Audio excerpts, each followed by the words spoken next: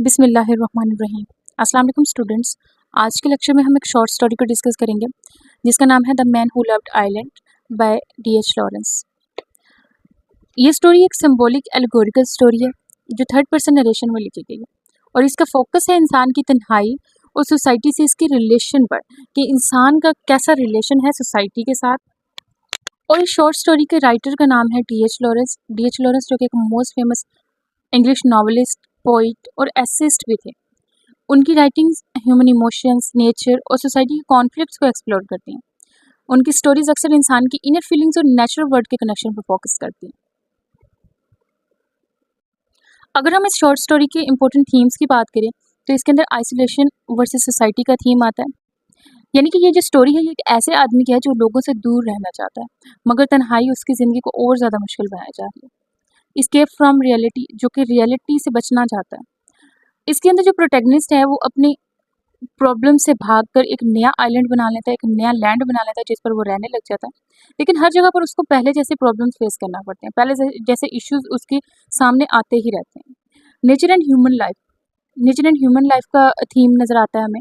Lawrence ने nature की खूबसूरती और उसकी स्ट्रेंथ दिखाई है इस शॉर्ट स्टोरी के अंदर, लेकिन साथ ही इंसान के उसके खिलाफ जो स्ट्रगल्स हैं उसको भी यहाँ पर दिखाया गया।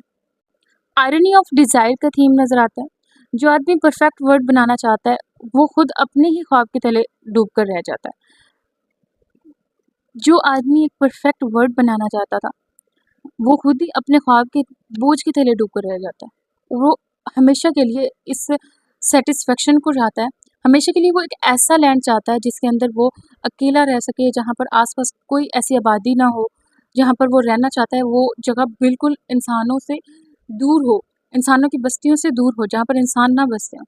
तो वो ऐसा लैंड चाहता है लेकिन ऐसा नहीं हो पाता। उसका जो ये ख्वाब है, इसी ख्वाब के बोझ तले वो डूब कर रह जाता है। तो ये थे कुछ इंपॉर्टेंट थीम्स। अब हम इसकी समरी की तरफ जाते हैं।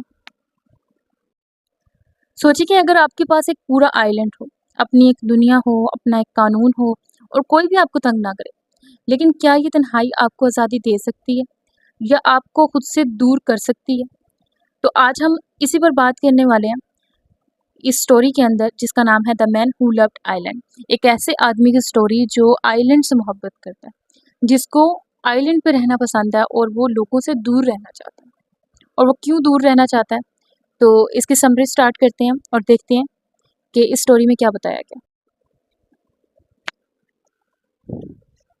The Man Who Loved Island is a very interesting story that recounts a man's utmost desire to build a place free of tensions, but ironically, the man who builds it is caught up in its intricacies.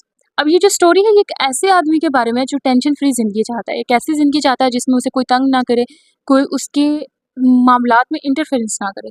वो चाहता है कि मैं एक ऐसी जगह पर रहूँ जहाँ पर कोई भी मुझे प्रॉब्लम्स ना फेस करना पड़े, यहाँ पर मुझे लोगों का झंझट नहीं चाहिए। मतलब एक ऐसा लैंड होना चाहिए मेरे लिए कि जहाँ पर ज़्यादा लोग ना हों।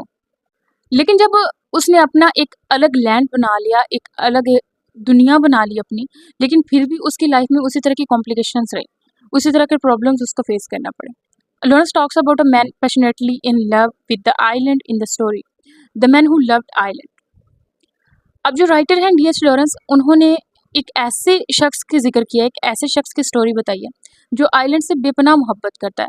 वो चाहता है कि मेरी ज़िंदगी हमेशा आइलैंड पर ही गुजर जाए। An islander is a strange man as he was born on an island, and he doesn't like those who love him because he complains that there are too many people around him. अब ये आदमी बहुत ही ज़्यादा अजीब होता है और इसका कहना होता है, पहली बात तो ये कि ये शायद इस वजह से आइलैंड से इतनी ज़्यादा मोहब्बत करता है बिकॉज वो आइलैंड पर ही पैदा होता है। लेकिन जब लोग उसे प्यार दिखाते हैं तो वो कहता है कि यहाँ पर बहुत ज़्यादा लोग हैं, जितने ज़्यादा वो ज़्यादा लोग देखता है तो उसे बिल्कुल भी अच्छा नहीं लगता। वो चाहता है कि मैं तन्हा रहना चाहता हूँ, इन सब लोगों से दूर रहना चाहता हूँ और उसे ये चीज़ें पसंद नहीं है।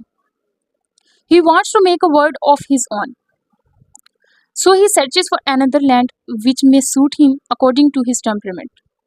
उसका ख्वाब था कि वो अपना एक अलग लैंड बनाए, अपना एक अलग वतन बनाए।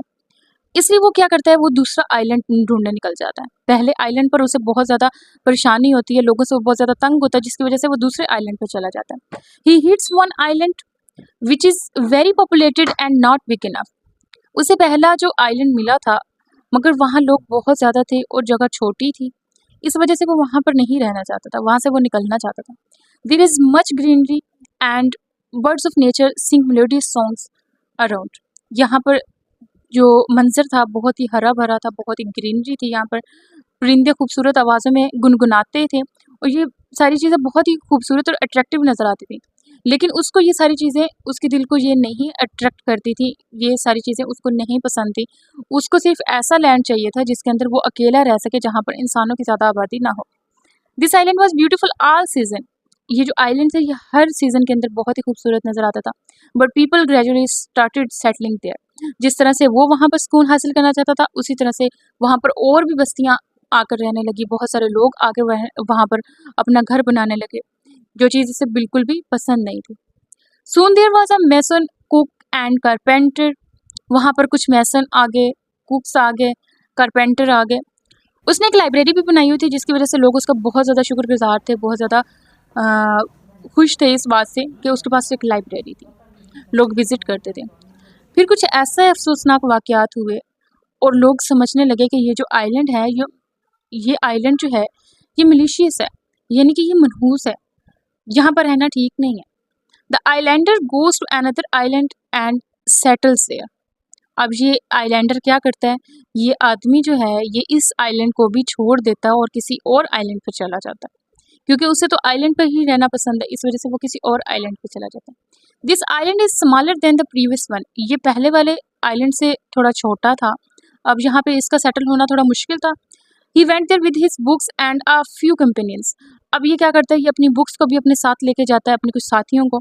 तो अब ये क्या करता है कि वहाँ पर जब बुक्स रखता है तो इसको वहाँ पर बहुत प्रॉब्लम फेस करना पड़ती है, बिकॉज वह जगह बहुत तंग होती है। He started his work there, worked very hard and like before and made this island a place worth living. उसने फिर से मेहनत शुरू कर दी और आइलैंड को रहने के लायक बना दिया, मतलब कि वहाँ पर बस कौन से रह सकता था, इतना अच्छा उसको बना दिया। He was respected and admired by the people of the island. Island के लोग उसकी बहुत ज़्यादा इज्जत करते थे, बहुत ज़्यादा उसको रिस्पेक्ट देते थे। He got married, a daughter was born to his wife and he began to think of this island as rotten. उसने शादी कर ली और उसकी एक बेटी भी पैदा हुई, उस आइलैंडर की जिसको आइलैंड पर रहना पसंद था। उसकी एक बेटी भी पैदा हुई, लेकिन उसने सोचा कि ये आइलैंड भी बहुत ज़्यादा ख़राब है, मतलब अब भी इस आइलैंड को भी छोड़ देना चाहिए। ज़ाहिर सी बात है, उसकी तो फितरत ही ऐसी थी, उसकी नेचर ऐसी थी कि वो कहीं पर भी रह नहीं सकता था।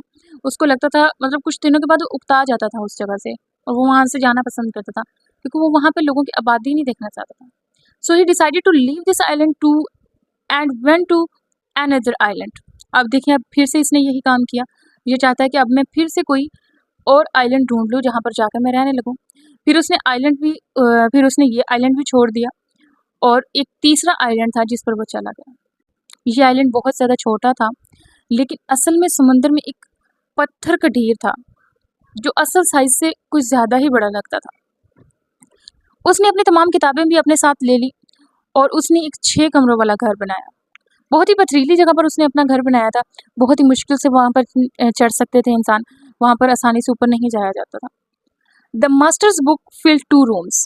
उसकी किताबें जो थी, उसके पास 6 कमरों का एक घर था, जिसके अंदर उसकी किताबें 2 कमरों में भर गई थी, 2 कमरे मुकम्मल हो गए थे, उसकी किताबों से बस उसमें किताबें ही उसकी पूरी आई। ये मौसम ख़ज़ां का दौर चल रहा था, इस वक्त ओरियन लिफ्टिंग हो रही थी, यानी कि ये एक तरह का ग्रुप था जो समंदर से निकल रहा था। रात के वक्त वो अपने पुराने आइलैंड की रोशनी देखता, जहाँ अब एक होटल बन चुका था। एक होटल यानी कि कंपनी, एक होटल कंपनी बन चुकी थी जहाँ पर मेहमानों को एंटरटेन किया जाता था। तो ये कहानी इस तरह चलती है कि उसकी थर्ड आइलैंड की तन्हाई, समंदर की आवाज़ें, बर्फ़ का गिरना, उसकी इंसानों के साथ दुश्मनी उसके इंसानों के साथ दुश्मनी बन जाना और आखिर में उसका नेचर के खिलाफ खुद को महसूस करना। एक एक लाइन एक्सप्लेन कर दी मैंने इस स्टोरी की। उम्मीद है कि आपको अच्छे से समझ में आ गया होगा। अगर फिर भी कोई क्वेश्चन हो तो ज़रूर पूछिएगा। मिलते हैं नेक्स्ट वीडियो में, तब तक के लिए अपना बहुत सारा ख्याल रखिएगा। अल्लाह हाफिज़।